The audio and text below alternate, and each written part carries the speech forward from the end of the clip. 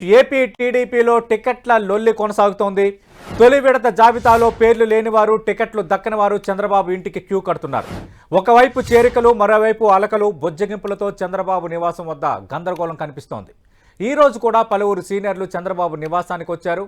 Penugonda ticket ఆశించి భంగపడిన BK Parthasarathi, మాజీ MP Nimmala Krishnappa చంద్రబాబును కలిసి తమ ఆవేదన తెలియజేశారు.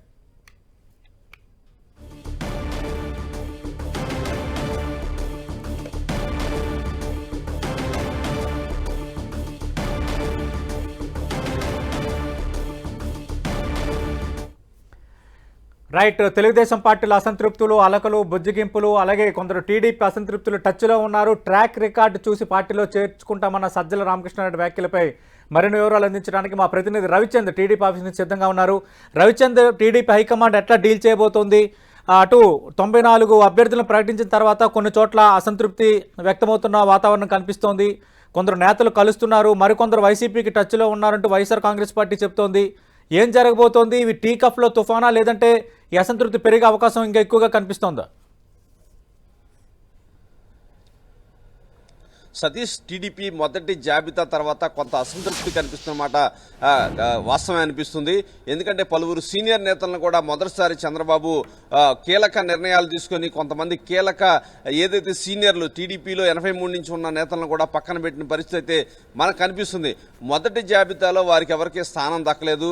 రెండవ జాబితాలో వస్తుందని వారంతా 1000 కళ్ళతో ఎదురు చూస్తున్నారు. కానీ టీడీపీ అధినేత ఈసారి మొత్తం కూడా ఏదైతే రాబిన్ శర్మ టీం ఇచ్చిన నివేదికల ఆధారంగానే ఆయన నిర్ణయాలు తీసుకున్నట్టు మనకు కనిపిస్తుంది. అందుకే సీనియర్ నేతలందరినీ కూడా పక్కన పెట్టారు. ఈ నేపథ్యంలోనే వారంతా కూడా ఆందోళన చెందుతున్నారు. వారందరినీ కూడా చంద్రబాబు బుచ్చగిచ్చేందుకు తన నివాసానికి పిలిపిస్తున్నారు. వారి భవిష్యత్తుపై భరోసా కల్పిస్తూ ఉన్నారు. నిన్నటి నుంచి చూస్తే కనుక మనకి మొత్తం కూడా కనిపిస్తుంది. ఏదైతే దేవినేని ఉమ చాలా కీలక నేతగా ఉన్నారు మైలవరంలో, ఆయనకి టికెట్కు సంబంధించి కూడా ఇంకా క్లారిటీ రాని పరిస్థితి ఉంది. అదేవిధంగా ఏదైతే ఎరపతినేని శ్రీనివాసరావు సీనియర్ నేత ఉన్నారు, ఆయన కూడా టికెట్ పై కూడా క్లారిటీ రాలేదు. ఆయనది ఈ రోజు నర్సరావుపేట నుంచి IVRS ని ప్రజల అభిప్రాయాన్ని తెలుసుకున్నారు, కార్యకర్తల అభిప్రాయాన్ని తెలుసుకున్నారు. అదేవిధంగా ఉత్తరాంధ్రకు చెందిన కళా వెంకటరావు 83లో ఎన్టీఆర్ స్థాపించినప్పటి నుంచి కూడా పార్టీ వ్యవస్థాపక సభ్యులుగా ఉన్నారు. ఆయన కూడా టికెట్ పై ఒక క్లారిటీ రాలేదు. మొదటి జాబితాలో చోటు దక్కించుకోలేకపోయారు. అదేవిధంగా గోరంట్ల బుచ్చి చౌదరి ఎన్టీఆర్ శిష్యుడిగా ఉన్నారు, ఆయనకి కూడా ఇప్పుడు వరకు క్లారిటీ రాలేదు. అయితే టీడీపీ అధినేత ఆయన్ని బుజ్జగించి అతని రాజమండ్రి రూరల్ స్థానాన్ని అతను కేటాయిస్తానని హామీ ఇచ్చారు. అదేవిధంగా టీడీపీలో ఫైర్ బ్రాండ్ గా ఉన్న చింతమనేని ప్రభాకర్ సీట్ విషయంలో కూడా ఒక క్లారిటీ రాలేదు. అదేవిధంగా సీనియర్ నేత 83 నుంచి కూడా పార్టీలో సీనియర్ నేత బీకే పార్థసారథి ఏదైతే ఆయన అనంతపురం జిల్లా పెనుగొండ నుంచి ఎమ్మెల్యేగా గతంలో గెలుపొందారు, అంతకుముందు ఎంపీగా కూడా ప్రాతినిధ్యం వహించారు. ఏదైతే కురుబ సామాజిక వర్గానికి చెందిన వ్యక్తి, ఆయన స్థానాన్ని వేరే సబితా అనే మహిళా నేతకి ఇవ్వడం పట్ల తీవ్రస్థాయి ఆగ్రహం వ్యక్తం చేస్తున్నారు. ఆయన్ని ఈ రోజు చంద్రబాబు పిలిపించి మాట్లాడారు. ఎట్టి పరిస్థితిలో కూడా తాను నిర్ణయం తీసుకున్నానని, ఎంపీగా పోటీ చేయాలని చంద్రబాబు చెప్పడం జరిగింది. ఆయన ససేమర పార్థసారథి మాత్రం ఎట్టి పరిస్థితిలో కూడా నేను ఎమ్మెల్యేగా పోటీ చేస్తాను, గత 5 సంవత్సరాలుగా నియోజకవర్గాలు అన్ని విధాలా కూడా నేనే దగ్గరుండి చూసుకుంటున్నాను, ఆర్థికంగా కూడా అనేక వ్యయ ప్రయాసాలకు వచ్చి నేను నియోజకవర్గాన్ని కాపాడుకుంటూ వచ్చానని ఆయన చంద్రబాబుని రిక్వెస్ట్ చేశారు. అయినా కూడా ప్రస్తుతానికి తర్వాత చూద్దామని చంద్రబాబు చెప్పడం జరిగింది. అదేవిధంగా చాలా మంది నేతలు, నిన్న గంటా శ్రీనివాసరావు కూడా వచ్చారు, చీపురుపల్లి పోటీ చేయాల్సిందేనని ఆయన కూడా కరాఖండిగా చంద్రబాబు చెప్పిన పరిస్థితి మనకి కనిపిస్తుంది. మరోవైపు చూసుకుంటే కనుక అనకాపల్లికి సంబంధించి పీలా గోవింద్ కూడా 5 సంవత్సరాల నుంచి తాను కష్టపడి నియోజకవర్గాన్ని కాపాడుకుంటూ వచ్చానని, స్థానిక సంస్థల ఎన్నికల్లో కూడా పోటీ చేశామని, ఇప్పుడు తీసుకొచ్చి ఏదైతే కొనసాల రామకృష్ణ జనసేనకి ఏ విధంగా ఇస్తారని చెప్పి చంద్రబాబుని ప్రశ్నించారు. చంద్రబాబు మాత్రం ఎట్టి పరిస్థితుల్లో కూడా నిర్ణయాలు అయిపోయాయి, మీ రాజకీయ భవిష్యత్తు నేను చూసుకుంటాను అని భవిష్యత్తుకి భరోసా అయితే కనిపిస్తున్నారు. కొంతమందికి మాత్రం రెండవ జాబితాలో స్థానం కల్పిస్తామని చెప్పి నచ్చజెప్పి పంపిస్తున్నారు. సతీష్, రైట్. రవిచంద్ర, తెలుగుదేశం పార్టీలో పరిస్థితి ఎలా ఉంది? మరోవైపు కాకినాడ రూరల్ నియోజకవర్గంలో టీడీపీ అసమ్మతి ఇంకా చల్లారలేదు. కాకినాడ రూరల్ సీటు జనసేన కేటాయించడంపై అసంతృప్తి పెళ్లిబిక్కుతోంది. బీసీ వర్గానికి చెందిన తనకు న్యాయం జరగలేదని సీనియర్ నేత పిల్లి సత్యబాబు వర్గీయులు డిమాండ్ చేస్తున్నారు. సత్యబాబుకు టికెట్ ఇవ్వకుంటే మోక్కుమోడి రాజీనామాలు చేస్తామని హెచ్చరిస్తున్నారు.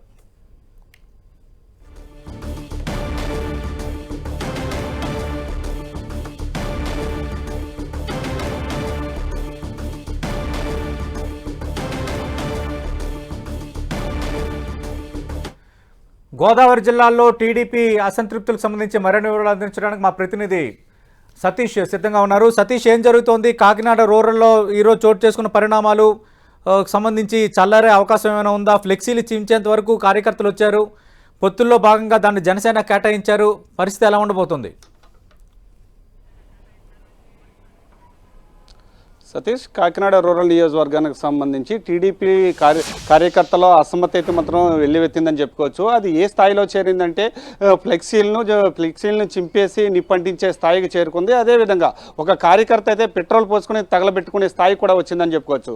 అంటే టీడీపీలో సీనియర్ నేతగా ఉన్న పిల్లి సత్యబాబుకు సీటు కేటాయించాలి, పిల్లి సత్యబాబుకు కానీ బీసీ వర్గానికి కానీ సీటు కేటాయించాలని చెప్పి ప్రధాన డిమాండ్ అయితే మాత్రం చేశారు. ఈ రోజు ఉదయం పిల్లి సత్యబాబు ఇంటిని సుమారుగా 300 మంది అయితే మాత్రం ముట్టడించిన పరిస్థితి కూడా నెలకొంది. ఇదే నేపథ్యం కనుక మనం చూసుకుంటే కనుక ఖచ్చితంగా దీనికి సంబంధించి పూర్తి స్థాయిలో మీ కార్యాచరణ ఏటో ప్రకటించాలని చెప్పి పిల్లి సత్యబాబుపై ఒత్తిడి కూడా తీసుకొచ్చిన పరిస్థితి కూడా నెలకొందని చెప్పొచ్చు.